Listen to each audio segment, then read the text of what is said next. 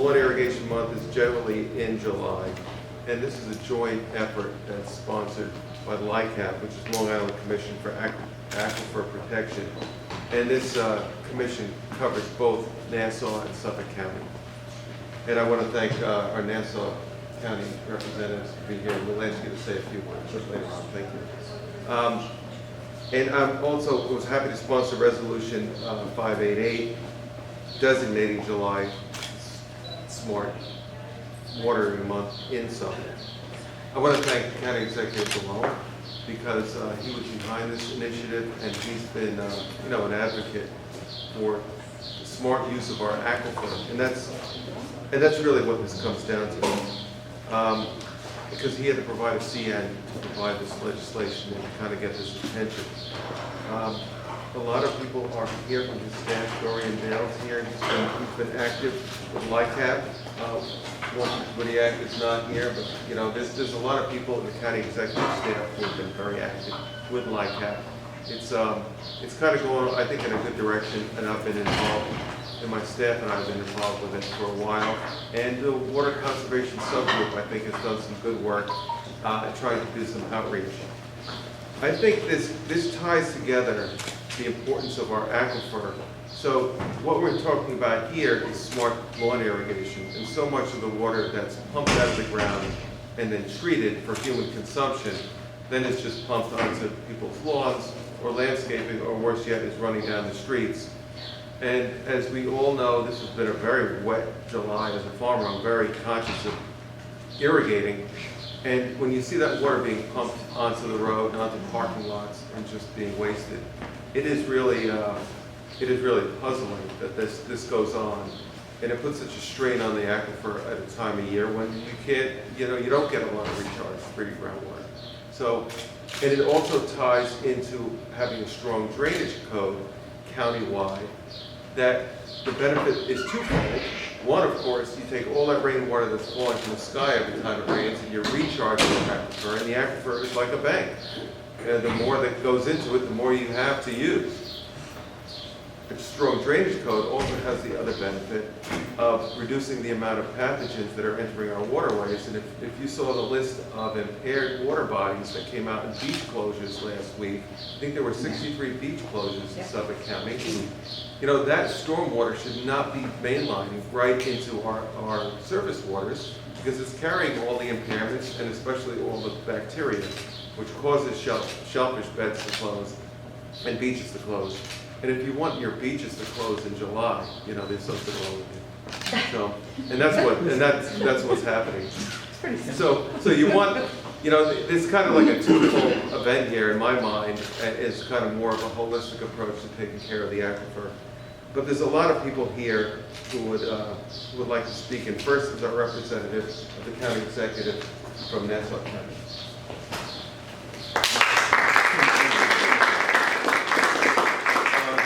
Good morning. My name is Brian Schneider. I'm the Deputy County Executive for Parks and Public Works, and I send regrets from the County Executive. She could not be here today, so I made the trek across the county line. I have only a few minutes before my clock stops, and I have to go back across the other side. It's very, very good to be here today. Obviously, there's a collaboration between Nassau and Suffolk County. We need to have this collaboration because it's very, very important. It's not just a Nassau issue or a Suffolk issue. It is a regional issue, and we need to take this very, very seriously. There is a tremendous amount of information that is out there in the public venue regarding our groundwater resources, but there is still so much that we can and we should do to educate our public, because basically most people just don't know. And just to say that we need to conserve water is not the only way to go. We need to show people how they can conserve water, because it is our lifeblood. It is what we rely on.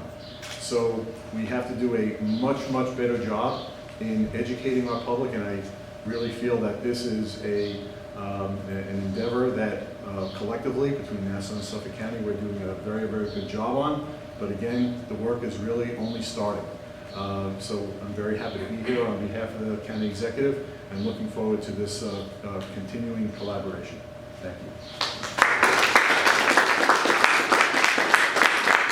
Next, I'd like to ask Paul Granger to speak. He's representing LICAP. Thank you. Thank you, everybody, for coming today, even though it's a dreary day out, but still, you know, we're recharging our aquifers. But I just want to thank, once again, Legislator Krupski and on the Nassau County side, obviously, for Brian Schneider for coming here today. But Legislator Bonone for sponsoring this legislation in their respective counties, designating July as Smart Lawn Watering Month. See, we have our irrigation controls here on display. I'd also like to thank the leadership of Suffolk County Executive Steve Malone and Nassau County Executive Laura Kerman, and all our legislators that are here this morning on this most important initiative. I'm really impressed by the support that we have here from the legislative community, from the environmental community, and from all sorts of, who supports our aquifer. As you know, the Long Island Commission for Aquifer Protection was created in part for this reason, because water knows no political boundaries, and it's not a political issue. Republicans, Democrats, and anybody in between needs water. So when it comes to water, we really greatly appreciate this initiative. To ensure long-term sustainability of our most precious resource, our water supply, I can tell you from my many years of experience in the water supply industry, which is over 30, getting old, that we know that the vast majority of our water is being used and wasted, and it's no secret. It's spring and summer lawn water is the big drain on our aquifer system. So it's really imperative that we change our habits when it comes to excessive lawn watering. It's a continuous process, and it requires a lot of outreach and a lot of work, and I feel very confident with the support we see today that it's going to happen. But we're here today to educate Long Islanders, not to admonish them. You know, knowledge is power. The truth is nobody has had to compromise. You know, the truth is that nobody really needs to compromise between a lush lawn and using water efficiently. And that's what our Water Our Lives campaign is all about. This is what you'll see here. It's a campaign that gives unified messaging across Long Island. Not only spreading the message about the importance of water conservation, but giving Long Island residents the tools and tips they need to water smarter. So we encourage everyone to visit ourwaterourlives.com to learn about our water supply, learn the best practices for conserving water, and take the pledge to do your part today, and make sure that future generations of Long Islanders have access to the same great water that we have today. Beginning today, Our Water, Our Lives will be launching an extensive digital advertising campaign to get the word out. These digital ads will reach hundreds of thousands of Long Islanders. I'm also happy to announce that Our Water, Our Lives will be coming to neighborhoods near you. Keep an eye out for Our Water, Our Lives tent this summer at your favorite local beach or park. We will be at Christopher Morley Park on July 20th, Eisenhower Park on July 24th, Corey Beach, August 5th, Pinoco, am I pronouncing this right? Unquote. I'm from Nassau August 6th, kind of Southampton. Cedar Creek Park, I should. On August 10th. So there's going to be future dates announced in Avalon, Huntington, Smithtown, Islip, Patchogue, Riverhead, Southwold, and East Hampton. So go to our website, ourwatersourlives.com, obviously. Additional events will always be added. Anyone who takes the pledge to conserve water at one of our events will receive a free Our Water, Our Lives beach towel, t-shirt, or frisbee, and will be entered for a chance to win a free smart irrigation controller, which is a $90 value at least. And to commemorate Smart Lawn Watering Month, the H. Lee Dennison Building here in Hauppauge and the Theodore Roosevelt Executive and Legislative Building in Mineola will be lit up blue tomorrow night. So keep an eye out for that as well. And thank you everyone for coming out.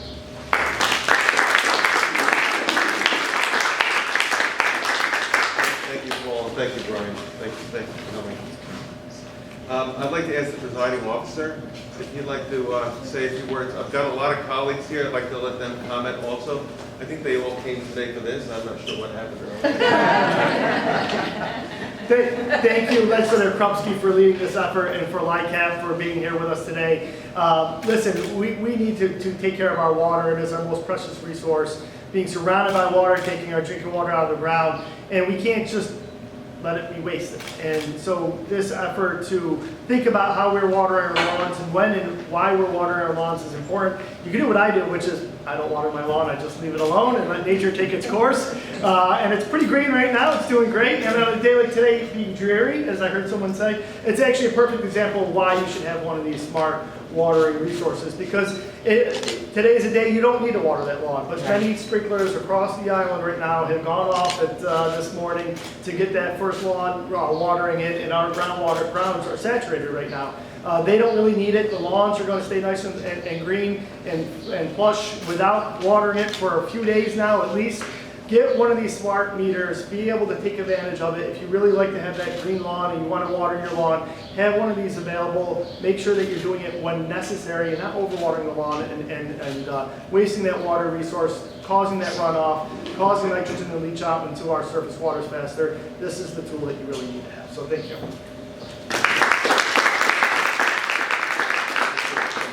Would any of my other colleagues like to add something?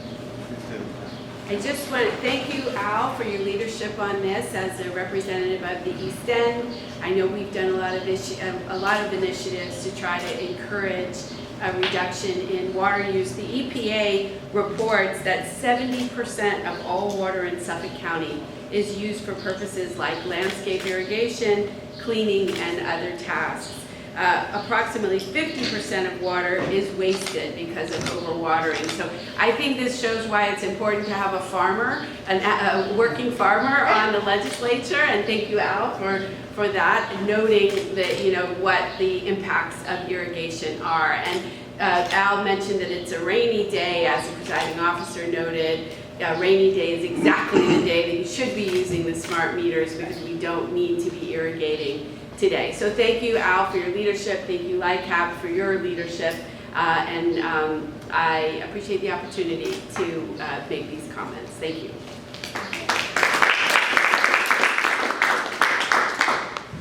Good afternoon. I'm Legislator Nick Caracapper, and I'm proud to be a co-sponsor on this legislation.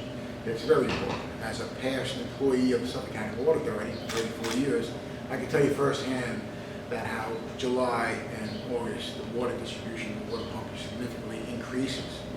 And as a former water treatment operator, I can tell you that protecting this and taking every measure that we can to bring education to the public about protecting our void aquifer is very important.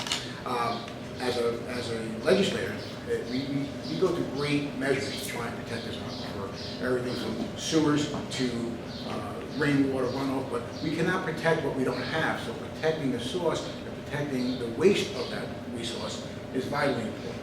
So I'm proud to stand up here with my colleagues.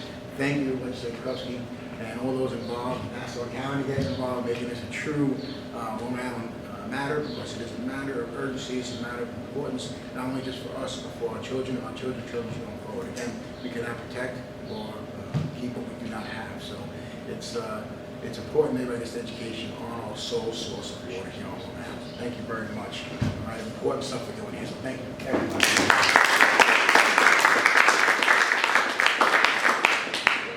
Real quick, Sarah Anker, County Legislator. I want to thank all the folks here today, especially Legislator Krupski for his leadership and really making this an important priority. I also want to remind folks that you're saving money when you don't use as much water. You know the impact now that unfortunately Suffolk County Water Authority has created, and it's a dramatic increase in your water bill when you use a certain amount of water to water your lawns. So please take advantage of rain sensors. Please take advantage of native grasses that do not require the water. And also, I'll put a little plug in here, please try to reduce your pesticide, your herbicide level, because those chemicals go into our groundwater, our surface waters. And I have to, again, thank the advocates. Thank you, advocates. I see Adrian over there. I hope I can hear from you. Thank you, folks here working across the lines. We have to do more. We can do more, one lawn at a time. Thank you. Thank you.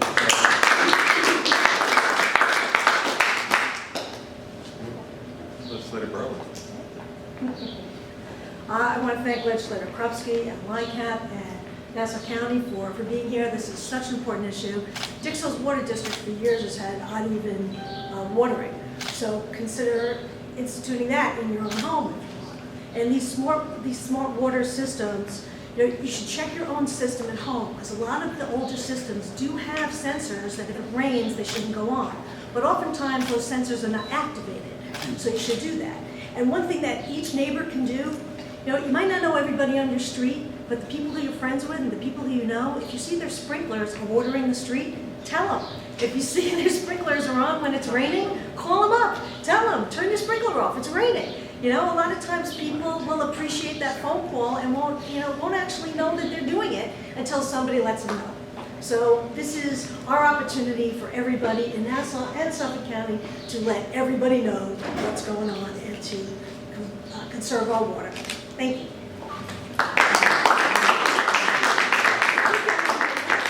Any other legislators would like to say anything? I'm good. Okay, thank you. I'd like to hear from someone from the industry.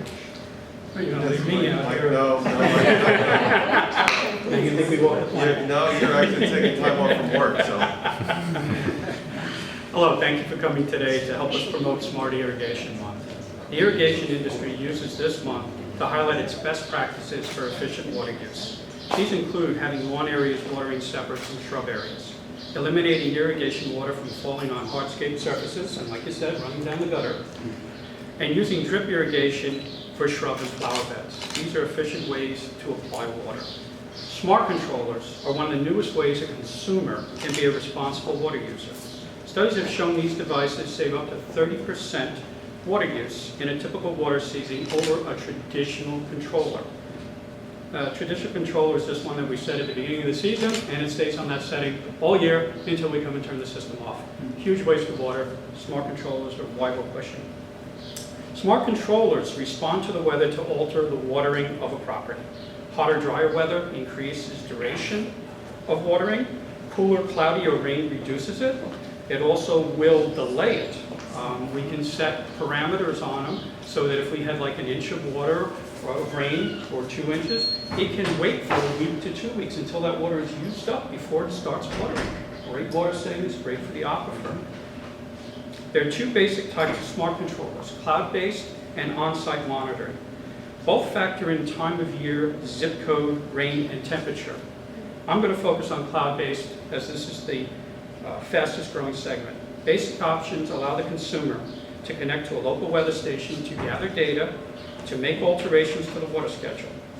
You can allow your irrigation professional to monitor and remotely operate the controller if you choose, without visiting the property. Installation of optional accessories such as flow sensing allows the monitor to be alerted to a broken off sprinkler head or pipes before significant damage is done. This is an accessory that is an add-on to the system. What it does is it tracks how much water was actually flowing. If it notices that it's flowing more water on that zone than it normally does, it sends an alert. In some cases, it will shut that particular zone off and continue on with the rest and give us a chance to get there and do repairs before things get bad. If you have a traditional controller and plant new flowers, shrubs, or sod, you need to water it differently until it is established. This requires 2 steps and in some cases 2 visits. First is to confirm that all new plantings are being irrigated and to reprogram the controller for the establishment of them. The second visit is to remove the establishment program and return it to normal.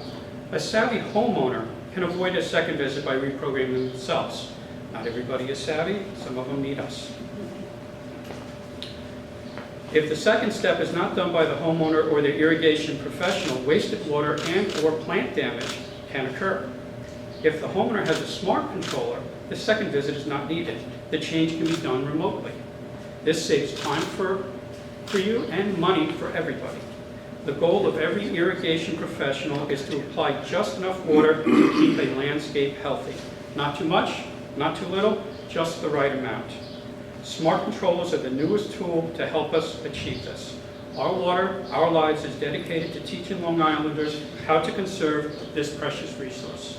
Thank you very much.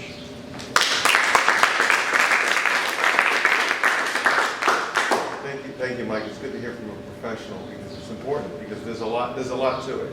You know I've been advocating this for years, and it's important for all of us. So that's very helpful. And then I'd like to ask someone to speak who's taken certainly more than a passing interest in our aquifer. Adrian, that's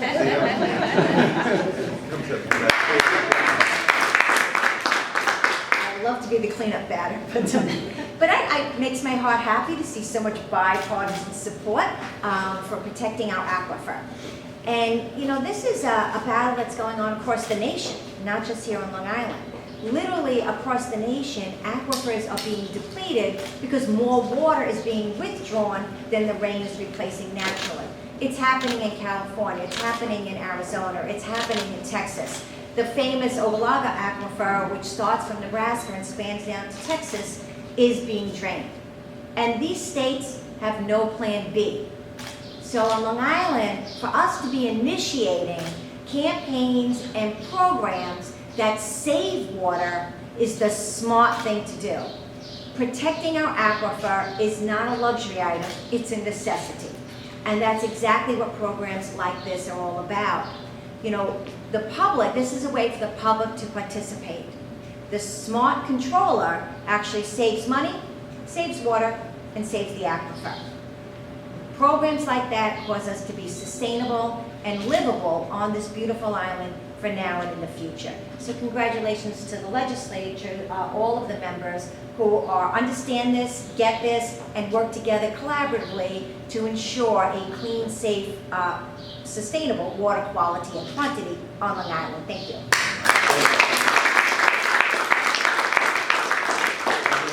Linus, you drove all the way from Orient. Would you like to Sure. say? First, thank you all for focusing on water conservation. It is a very critical issue. Here on Long Island, we're very lucky that we have a green, lush environment. But that means that people aren't as aware as people living in a desert climate that we do have to preserve our aquifers. And it's not just the quantity, which is an issue. It is also the quality. And on the east end, where we rely on just the upper aquifer, and also along the coastal areas, our aquifers are actually floating on salt water. So if we pump too much, we're actually going to contaminate the freshwater source of our drinking water. So it is extremely important that we do everything we can to reduce demand. And that's the cheapest and most effective way. So thank you all, and let's continue the good work. I'd like to thank everyone for coming, all my colleagues here, legislators Kennedy, Flodderin, Gonzalez, Spencer, Piccirillo, Garland, Anchor, Mazzarelli, and Caracappa, Justin Richburg, and of course the presiding officer. Thank you very much for coming out and supporting this. This is a big initiative, and there's a lot of, you can see there's a lot of support, and there's been a lot of work with LICAP going into this. This has been years of effort to protect this resource. So thanks for coming. Thank you.